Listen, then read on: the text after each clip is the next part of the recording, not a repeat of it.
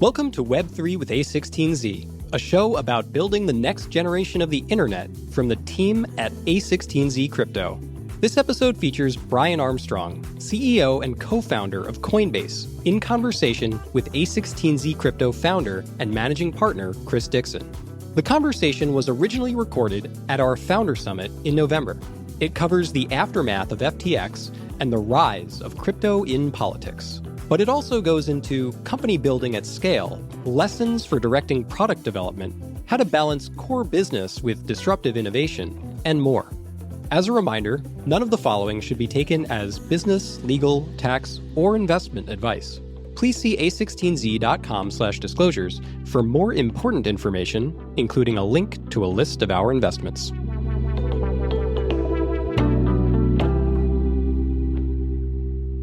So I don't think Brian needs an introduction, but I'll very briefly, the co-founder of Coinbase, we've worked together for now. It's actually 10 years this month that we invested in Coinbase, which was a thank you. That was very good investment for us. And thank you, yeah, honestly. And we have some. We were just reminiscing backstage. It was exciting.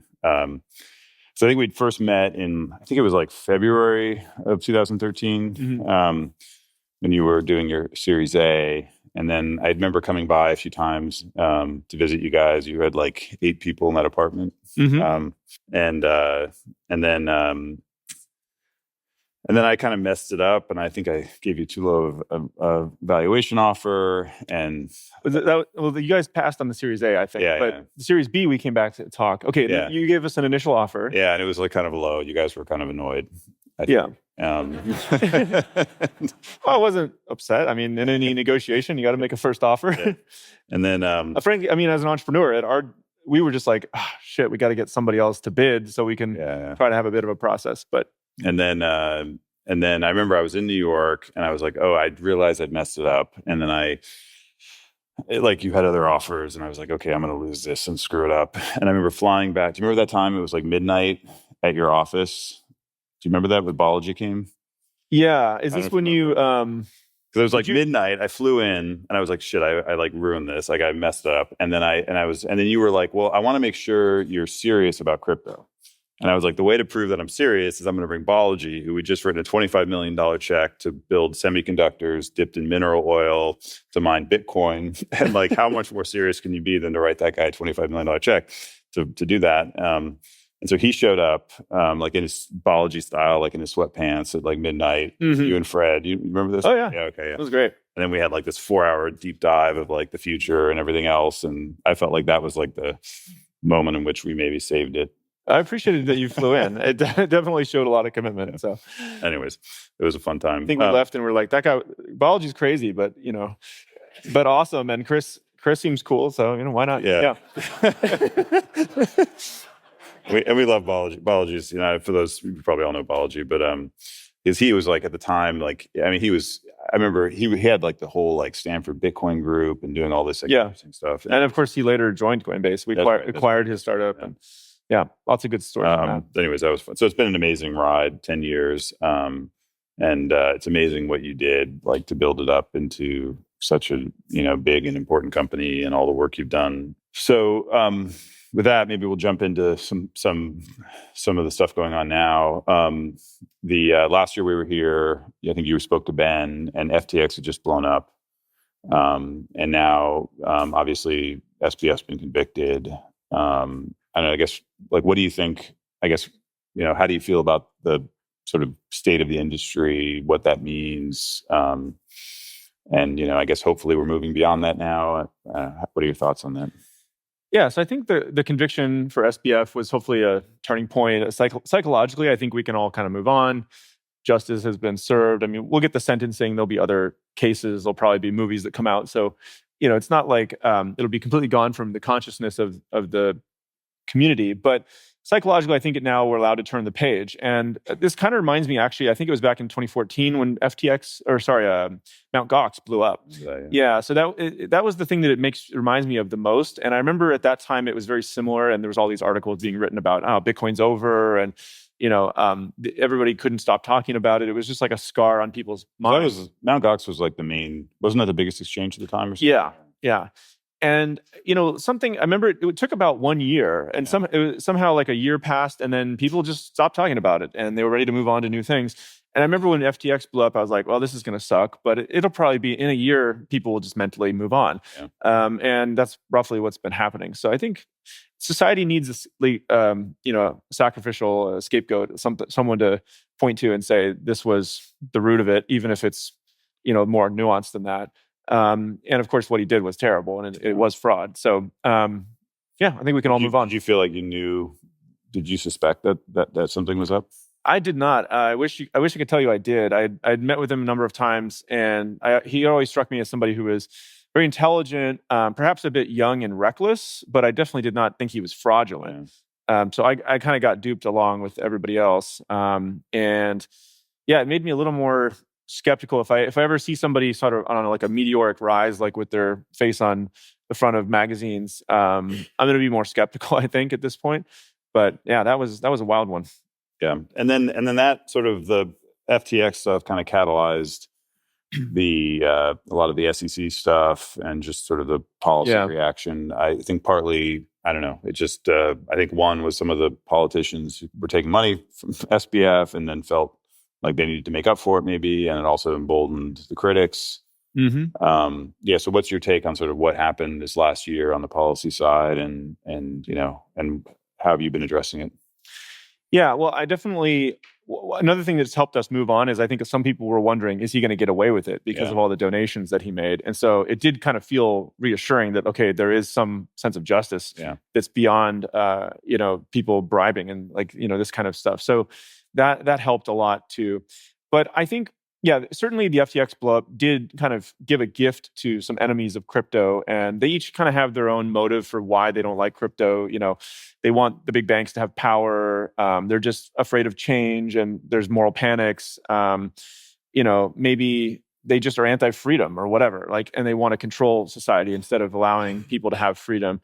But for whatever reason, they took it as a gift, never let a good crisis go to waste. And so we did see, Gary Gensler, Elizabeth Warren, especially really make a concerted effort to kill crypto and kill the industry. They did it, through Operation Choke Point 2.0. They did it with... that's the banks. So for those who don't know, that's... many of you have not been able to get bank accounts, and that's sort of this back channel thing that we think. Yep, exactly. And, through the media, through just indiscriminate kind of lawsuits being sent out to everybody. And so, look, the bad news is that they were able to harm the industry over a relatively short period of time, I would say a couple of years. The good news is that they failed to kill crypto. We're still here. We're all going to keep building. The justice system in the U.S., there are, luckily in the U.S., we have these different branches of government. The courts have been really good at upholding rule of law, even when the SEC is kind of painting outside the bounds of the law and sending off these court cases, which, by the way, Gensler's a smart guy. I think intellectually he knows that some of these are pretty weak cases, he's unlikely to win them. He doesn't care. He's just trying to cast a shadow over the industry, show that he was tough on crypto, and then try to go on to his next thing. I think, look, the courts are upholding rule of law. That's great, and we have to remember that in the U.S. we get the winds blow one way and they blow the other way every 4 to 8 years. And that's a really great thing because, we as an industry and all the companies in this room, we can outlast any regulator, any appointed official, any bureaucrat, any administration. And if we were building our companies in China or something like that, we wouldn't have that. You might have the same person in power for 30 years. Yeah.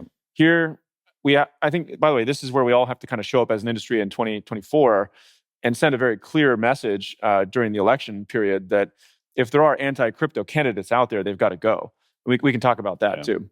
Yeah, I mean, what should people be doing on the policy side in this room, for example? Well, the biggest thing, I could use everyone's help with. Both A16Z and Coinbase. By the way, A16Z has been incredible on the policy front. I mean, you guys are all over DC.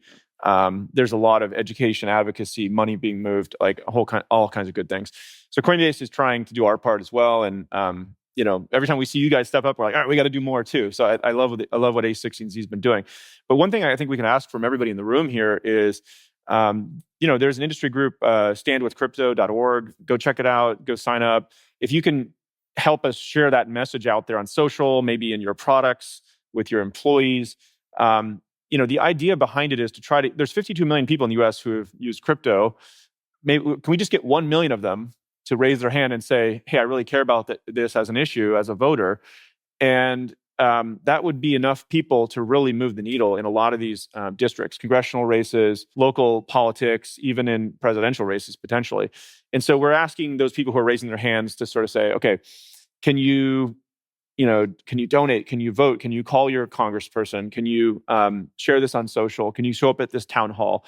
And really, there's a number of candidates. If you look at different districts, there's typically there'll be a pro-crypto candidate, an anti-crypto candidate. Oftentimes they'll go in there and try to educate the anti-crypto candidate because half the time they're just sort of ignorant of the facts. They're just getting disinformation from somewhere.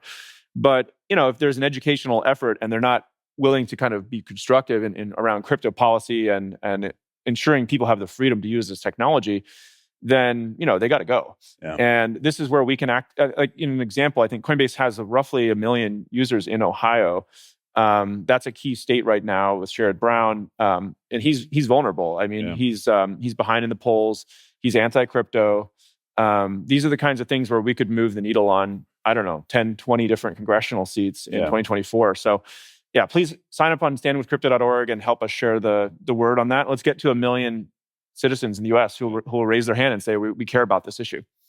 Yeah, I would just add to that, So, like you, I've been going to DC a lot and meeting with elected officials. I would say it makes me kind of more optimistic in some ways. One, a lot of them I meet with, I think they're actually trying. They want to understand and they actually want to do the right thing. Contrary to the kind of cynical view of politics. I mean, there's a lot of things to be cynical about and the money and everything else. But one is, and they say to me repeatedly, you're one of the first people that's sort of shown up that's explained this in a coherent way. I think a lot of the industry representation has been either kind of extreme sort of Bitcoin libertarianism or just not very well done, or SBF, obviously, just sort of negative. So the bar is kind of low, which is kind of a good thing. If you show up and you're reasonable and you're trying to build something that's societally productive, people seem impressed and they seem to listen. And there aren't that many people showing up, actually going to DC, actually going to these meetings. Also on the money side, it doesn't take that much money to, if you're able to donate personally to candidates you like, it doesn't take that much to have an impact there.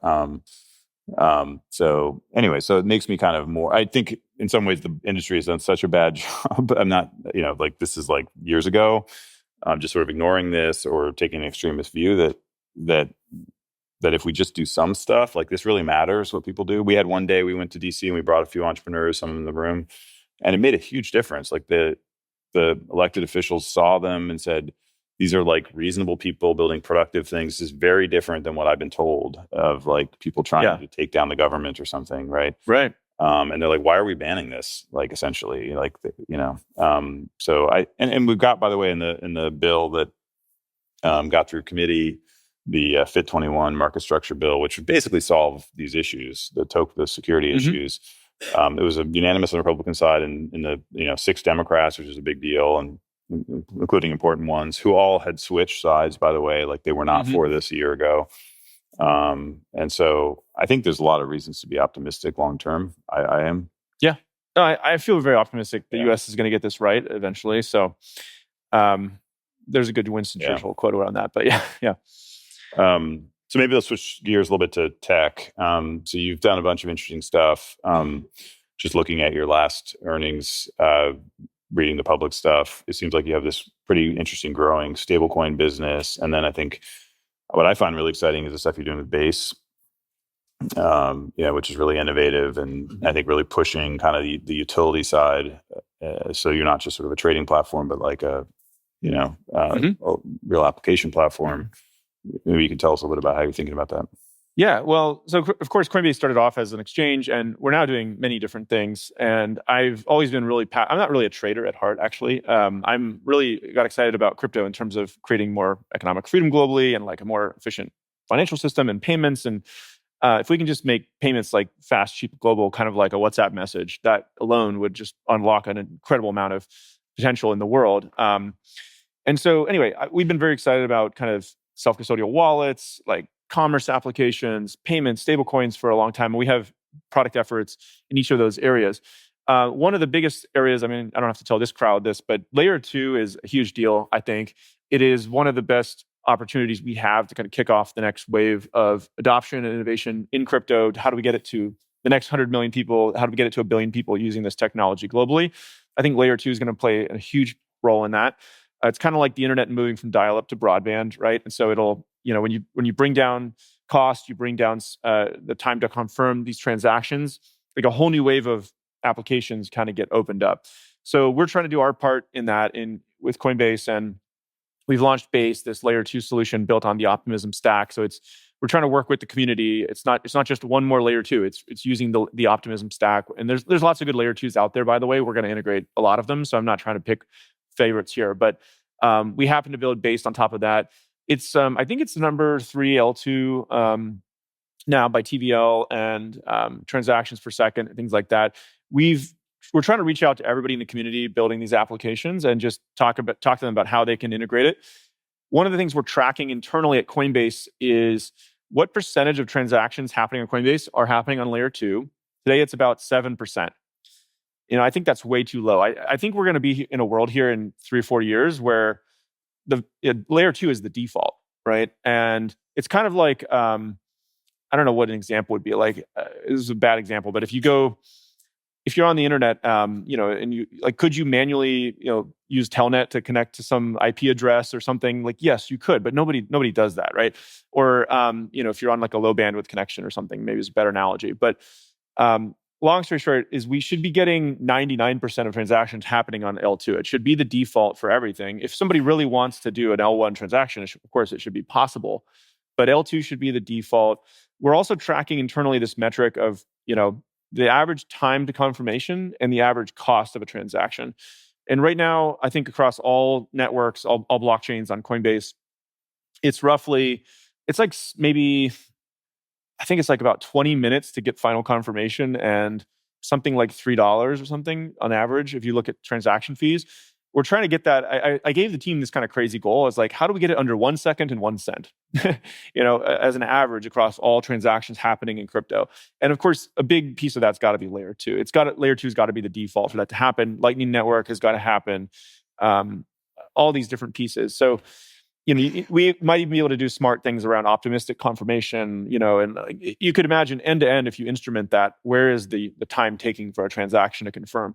So if we get it under 1 second, 1 cent, global payments, you can imagine anywhere in the world, someone with a phone is just like scan that QR, hit pay, and like within 1 second, it shows a green check somewhere on the other side or whatever. It's like we're going to see an explosion, I think, of payments, utility use cases. Trading is something where even on a decentralized exchange or something, you could do one trade and you could wait 20 minutes. It's not a big deal. But if we're going to be building all these applications, decentralized social, identity, login, badging into buildings, like DAO, we need everything to be fast and cheap. And so anyway, if anybody is building out there and hasn't looked at Base, I'd love it if they did. So let's build it together. That's great. I think it's great that you're pushing that forward. And I also like the attestation thing you did recently. It felt like, so this is like, you can, I think you have how many 100 million or something users or some number. And so those 100 million can now, go and attest on Base that they live in a certain country. And I don't know if do you have KYC in there yet, or I assume that you don't have to. It's on-chain attestation. Yeah. So we're doing lots of stuff on chain now.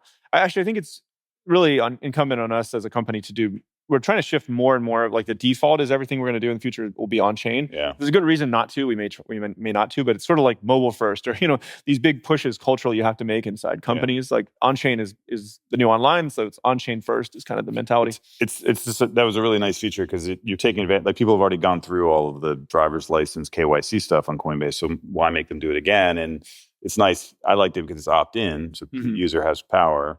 But they can opt into a really easy way to get KYC'd, and then that will in turn, if required, make it more frictionless to use other applications. And so it's really it's not just Coinbase too. Any company could provide this kind of attestation on chain, and I think that's an important piece of the ecosystem developing. So as I mentioned, it's been 10 years since we invested. You've been doing this, I guess, 11 years now. Is that right, or something like that? And you've seen multiple waves and, sort of downturns in this last one. Tell us sort of how is that like about your sort of founder journey, and how has that been kind of going through those different waves, and how do you keep yourself inspired? Yeah, well, I mean, so everybody, if I don't know how many people in the room, maybe this is the first crypto winter, but yeah, we've been through a few of them now, and you kind of have to, on the way up, there's so much hype and great articles being written about it, and you're getting invited to cool parties, and journalists want to talk to you. And, when things are down, you stop getting invited to cool things. Journalists ask you dumb questions like, what are you going to do now that crypto's over or whatever. They haven't really asked me that in this downturn, which is a shift. I always it was like clean tech for me. Like, you're the VC who did clean tech. I was like this bad name. Yeah. So there's definitely an art to cultivating this mindset of just like tuning out all the noise. Like if people are saying you're great, you got to ignore that. And if they say you suck, you got to ignore that. And that's just a journey of entrepreneurship. Is like, when FTX blew up or the macro economy came down, I was like, all right, we've seen this before. The next few years are going to kind of suck. But let's just wake up every day, put one foot in front of the other, try to build some good stuff. Like, this too will pass. And so there's definitely an art to kind of getting in front of the company. Any of you as founders may have felt this, where sometimes you feel like, oh shit, I got to get in front of the company and like put on a good face and like tell them how excited I am, and carry the team. And there's certainly an element of truth to that. Like, entrepreneurship's not fun. It's supposed to be hard. That's what makes it fulfilling, and like building something good in the world over many, many decades. So there's some mornings where I wake up and I'm just like, oh man, like, my mind's not in the right place, or like I'm tired or whatever. I've been grinding the last 3 weeks.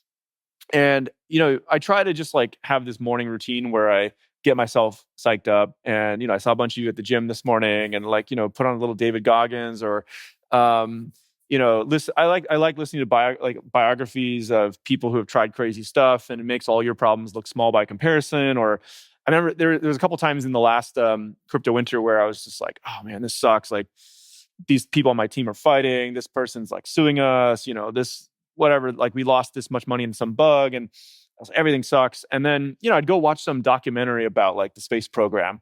And these astronauts blew up on the launch pad, or watch something about World War II, or like Band of Brothers or whatever. And I'm like, oh my God, like all the problems we have are tiny. Like, somebody sent me a mean piece of paper by email. Okay, whatever. Like, nobody died. Nobody died today, right? There's actually a great line in that show Succession where Kendall's like on the plane, and he's like, "We're gonna fight for our lives." And his sister's like, "No, you're not. You're just sending documents back and forth over email." There's some days you kind of have to laugh about it, and you're just like, I mean, nobody died. Like, let's just get back on the horse, keep building some stuff. Who cares? Like, if some angry person's like writing dumb articles or suing you or whatever, like, you can't let that stop you. Keep building good stuff. Yeah. Awesome. So maybe with that, we'll go to some questions from the audience. What are your current views on remote versus hybrid versus in-office work?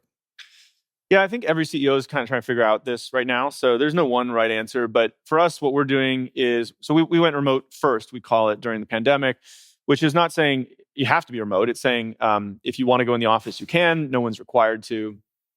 And we're sticking with that. I like it for now. One thing we are shifting, though, on that is that we want to make the in-office experience great. There was a weird thing that happened where, some of our offices, they weren't really fun to go in, because there was initially they had this much capacity and then only 20% of people going in. So it felt like a ghost town. There wasn't like good food service or games. So we're now in the process of kind of revamping our in-office experience to make it great. We're making kind of a hub in New York and Bay Area. And especially for earlier in career talent, I think it's really more, to them, it's like a perk, or really almost a necessity, I think, sometimes, to be around other people. There's social aspects of that. They don't have maybe as great of a setup at home. And so I think for early in career talent, they're going to want it. And for later in career talent, they're not going to want it. And so we are currently kind of trying to get the best of both worlds and make the in-office experience great, have more and more offsites coming through there so they get access and exposure to more senior talent, but not require people to come in if they don't want to. So far, we're keeping with that. And we were already kind of if I was like 15 people all in one city, okay, maybe let's all get together. But Coinbase has offices in a bunch of cities already, and any meeting I was in already had people dialed in remotely, whether they were in an office in London or New York or whatever. So we'll stick with remote first. Thanks again for coming and speak to us. You talked a little bit about your own personal way of kind of psyching yourself up during this bear market. Can you share a little bit about what's worked for your team in terms of motivating them through tough times? Well, I mean, my first thought as you said that was, so I think we really overhired in 2021. We were probably a little irrationally exuberant along with other people. And so over the last year or so, we cut like 50% of the cost out of the business. Cultivating this mindset when you speak with a company, whether that's in, town halls or all hands or blog posts or emails that go out or whatever, and you're kind of cultivating this mindset of agency. It's like the world is not happening to us. We are leaving our mark on the world, right? And so what is in our control? There's some stuff that's not in our control, like Jerome Powell might change the interest rates and the stock market will go down along with crypto. Okay, that's not really in our control. But what is control? Can we build something that's more innovative? Can we go fix those bugs? Can we fix this security issue? Can we go get legislation passed? These are definitely things that are in our control. And I also like to think of it, don't be constrained by what's happening in one country, right? This is a global industry, it's a global movement. And so if in one part of the world, like let's say, right now we had Gary Gensler and Elizabeth Warren on the warpath in the US, but Rishi Sunak in the UK is like super pro crypto. So great, let's go invest in countries that have the door open, and maybe in 4 years it'll flip and somebody anti-crypto will be in the UK and pro-crypto will be in the US, and we'll build in the US then. So there's always something you can do, right? When you're faced with these obstacles, you find you run into a wall. Okay, well, we can dig a tunnel under it. We can climb over the wall. We can just get some sledgehammers and break through the wall. We can get a helicopter, whatever. So it's cultivating that mindset with the team. And I kind of try to be a little bit of that mentality and energy. I do it in all hands, and I talk about, okay, we tried, here's something that we tried. We tried 10 different things and none of them worked.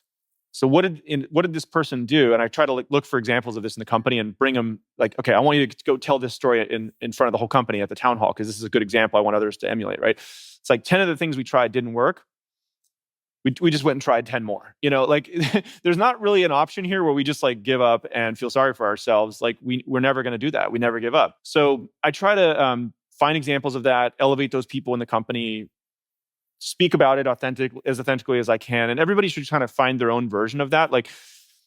My version of it might not be authentic for you, but speak whatever feels right to you, and talk more about, why you're still going and what you do believe in, what you're skeptical of. If you're scared, if you're upset, just talk about that too. Being vulnerable is great leadership as well.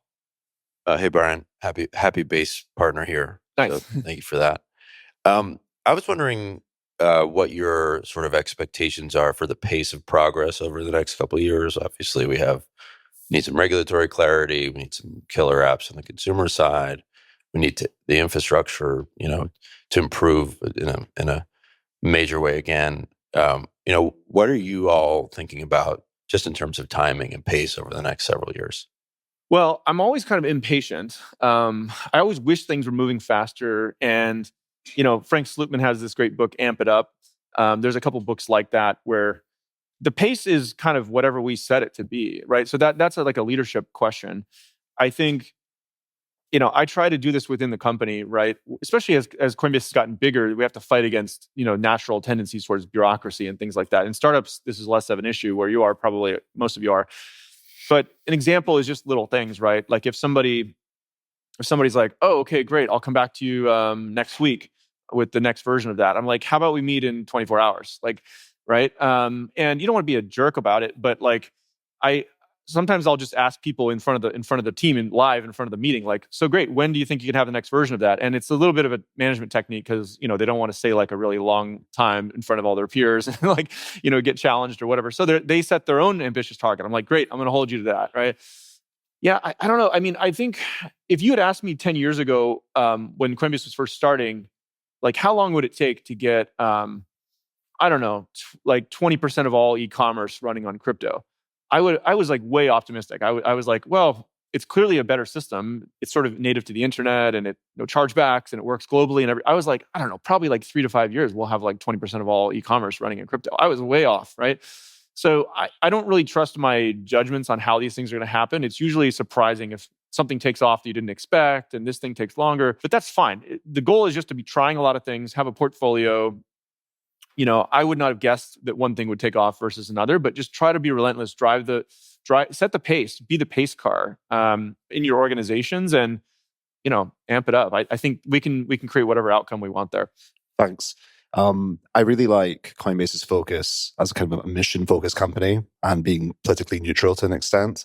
Did that have any unexpected negatives, though, after you made the announcement? So the negatives of it were that, and we knew this would happen, is that we would get attacked, right? So immediately after we did that, like the New York Times kind of started a special team internally to like go dig up dirt on us, and they wrote some like fake articles about us, calling us essentially racist or whatever. It didn't even make sense. But we knew that would happen, that it would be kind of unpopular. But I do think that it's actually it was only unpopular with like a fringe minority, I would say.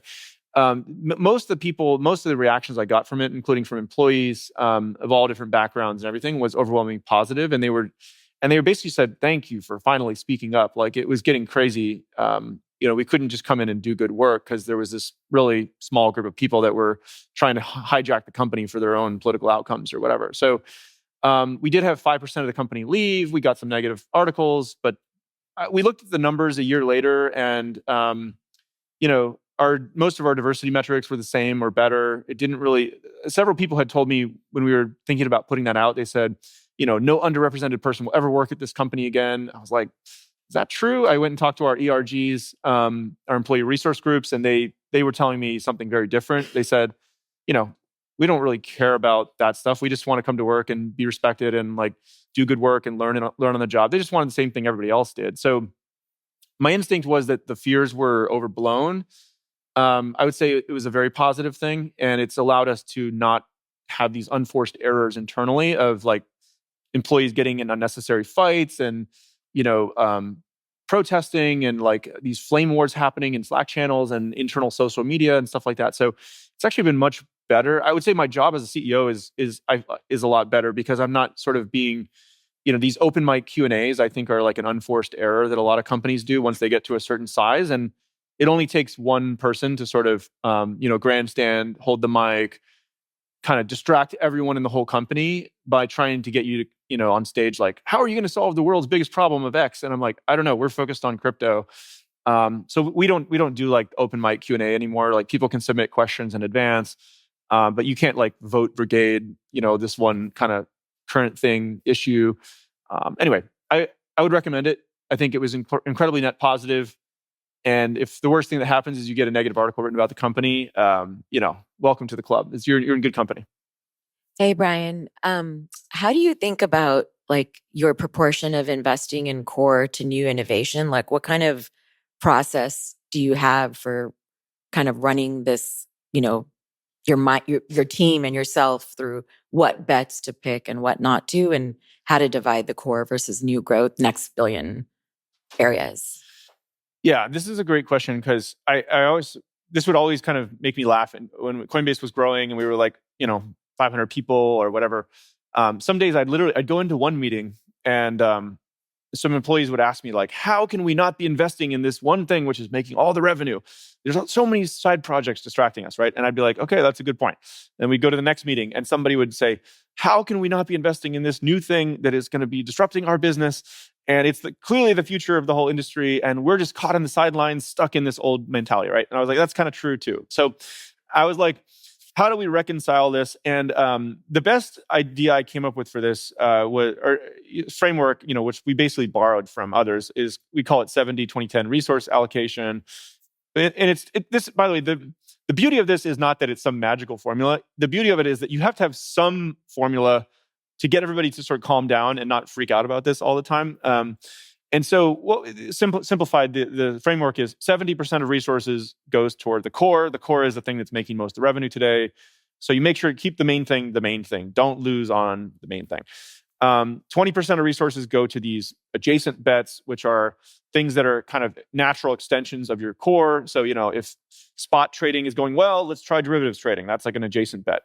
And then 10% can be these venture bets, which are high risk, but higher reward. If they work, you can have a higher tolerance for failure. But they're small bets. You're capping the total amount of resources at 10%. So this is what we do inside Coinbase. We measure the 70, 20, 10. We have definitions of them actually, and say, hey, we have 2 or 3 people we want to go do this thing.